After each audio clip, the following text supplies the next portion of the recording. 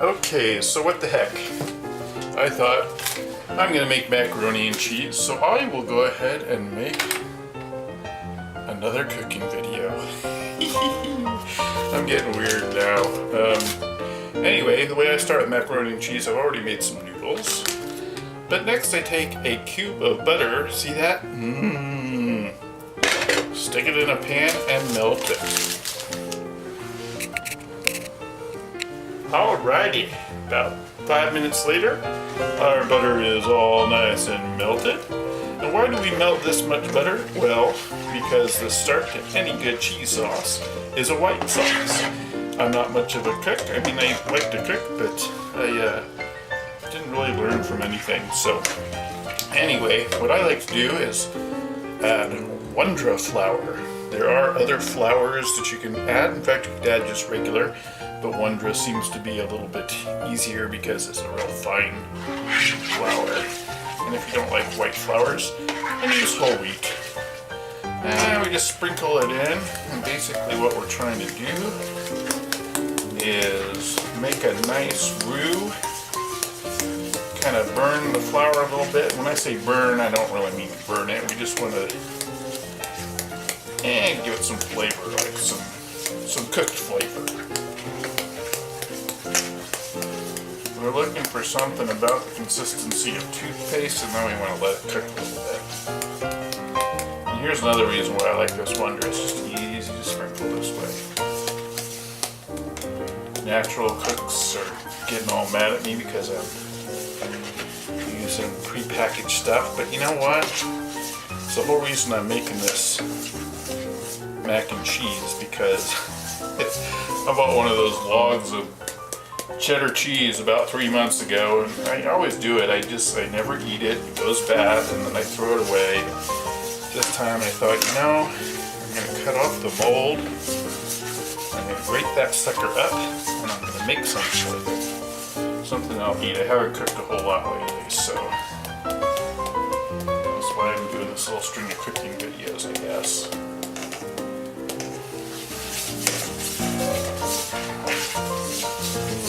It's starting to get there. Turn the heat a little bit. Should be on medium high on my dirty bachelor stove. And this, by the way, is another edition of home cooking for bachelors, because this really is an easy thing to make. And there isn't anything complicated about it.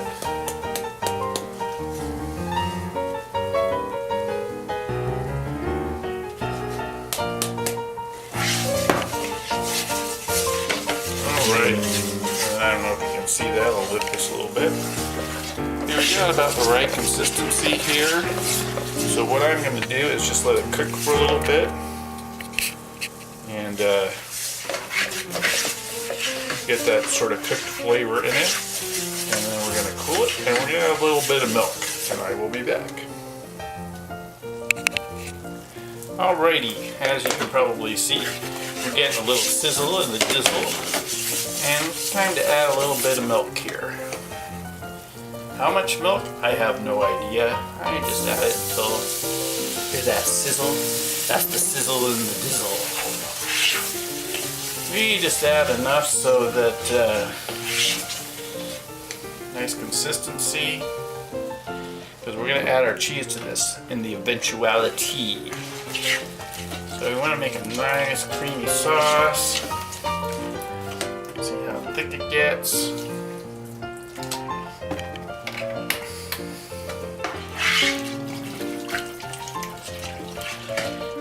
Sort of cook it until it's nice and smooth.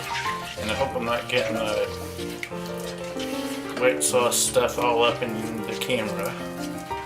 This stuff just keeps sticking in. That's the point. I want it to have a nice thick consistency.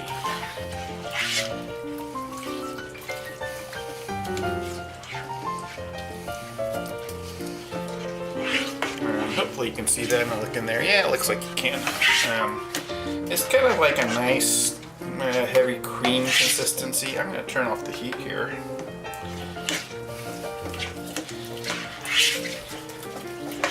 You don't want it to cook too much longer. I'm going to add a little bit more milk. how much milk have we added? Oh, about a third of this, whatever this is, a quart so far. So it seems to usually be about right for me.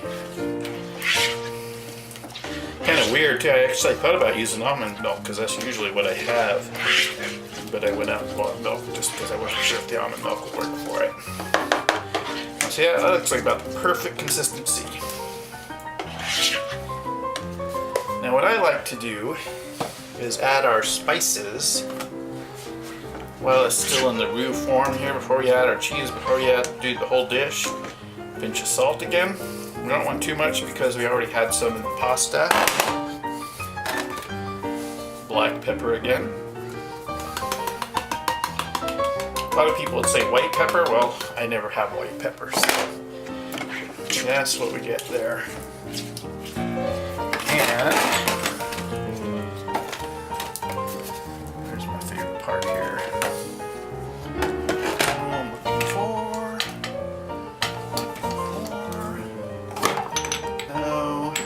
Usually I add some cayenne pepper. I don't know if I have any though. Might have been once it's cooked. So, instead of cayenne, we're gonna add red chili peppers. A little bit of spice in my macaroni and cheese is what I like. You can't add too much because you gotta remember that stuff carries a big punch. And ground nutmeg, about that much. Almost pinch between two fingers. Some thyme. How much? About that much. And my big secret ingredient.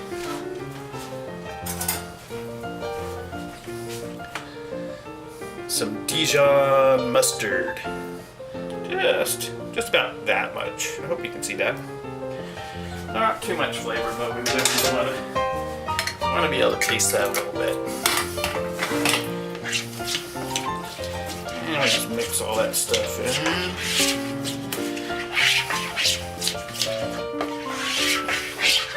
And I've had the heat off here for a couple of minutes, so it's cooling down a bit. And I can smell all those spices coming together. It smells pretty good. Oh, you know what? There, I found the cayenne pepper. There's the cayenne. I think I'll add a little bit more. I like spice.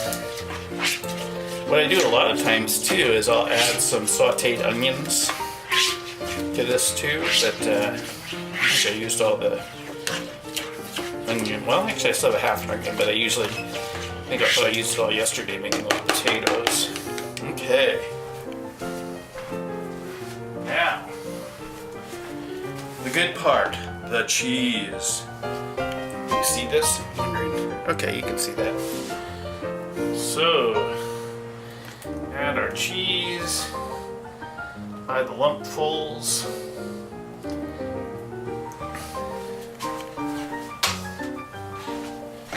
This video doesn't turn out too long. Okay, so what I'm going to do, I'm going to turn this video off for a while. I'm going to melt in the cheese.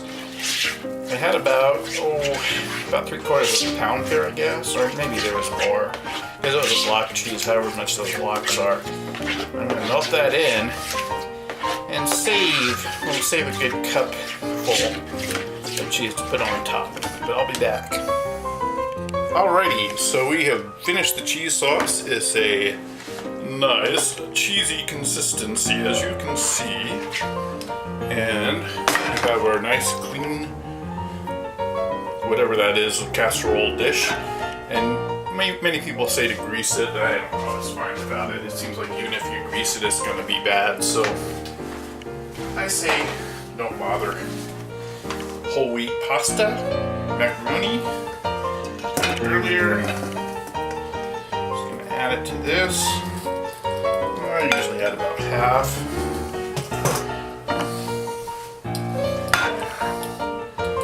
Add our cheese and you make, the better.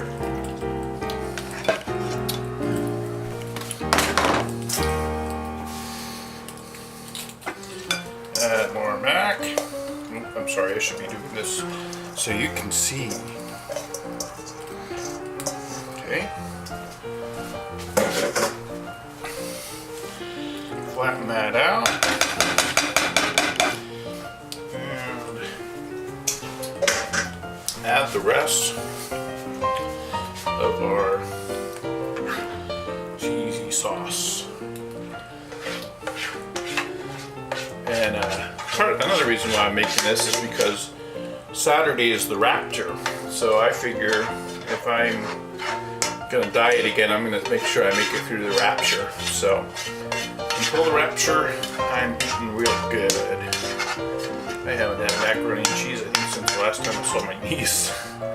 Actually, I made potatoes au gratin then.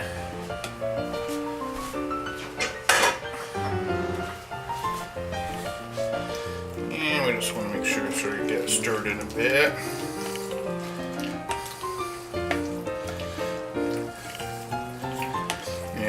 It will sink in there as it's cooking. I don't know if you've noticed, but I'm a real messy cook. That's why when I say my house is a mess, it really is, because if I cook, I hate cleaning up after myself.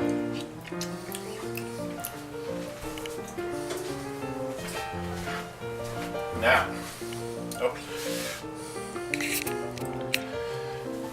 part of baking the kind of a nice crust on the top is to add the rest of our cheese that we reserved some.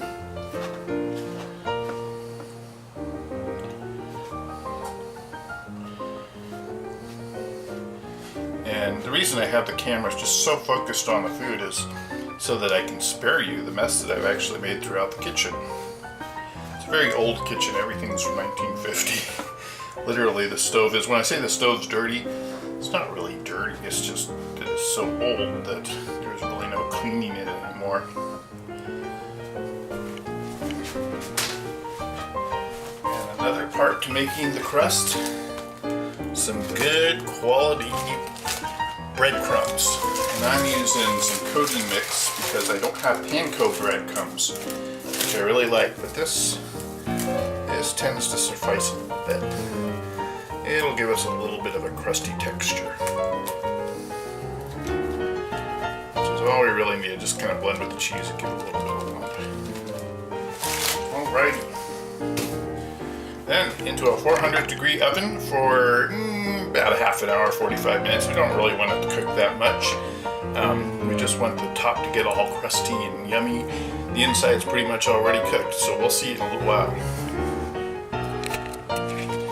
Alrighty, all done and piping hot. Ouch. We're gonna let this cool a little bit and then we'll plate her up. Alright, all plated up. Looks like a good meal to me. Gotta add a little bit of my favorite hot sauce. We'll add a little bit of vinegar and oil to our nice green salad. And we are eating high-class bachelor. Thanks for watching. Bye.